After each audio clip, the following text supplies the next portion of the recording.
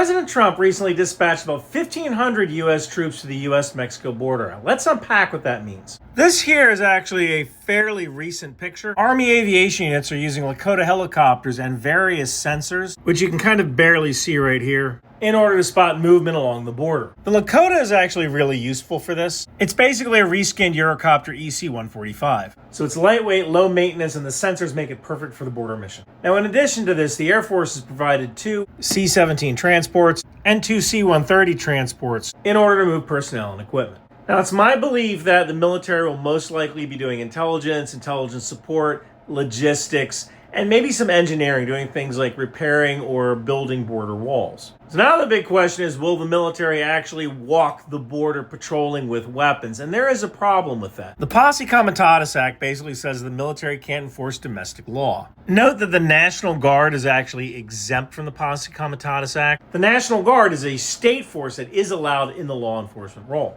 But there's actually another issue with U.S. forces walking the border with weapons. When an aviation unit flies in support of the southern border, they're getting their flight hours in, they're operating their sensors, they're doing their military job. When combat engineers are reinforcing fences, they're doing their job, they're building a fence. When intel guys are doing intel stuff, they're doing their jobs. In fact, this is actually probably really good training for these guys because it's something more than the weather report that they usually give to the battalion commander. But patrolling a border, while it definitely has its training advantages, soldiers are learning how to organize a mission, soldiers are learning how to do pre-combat checks, isn't very useful because soldiers really need to be doing squad attack, platoon attack, react to contact. They have a whole training calendar that will get messed up if they get sent to the border. So if the administration can find a way around the Posse Comitatus Act, it's possible that U.S. troops might be used to patrol the border on a temporary basis until more Border Patrol agents are trained and deployed, but I don't really see this becoming a permanent fixture.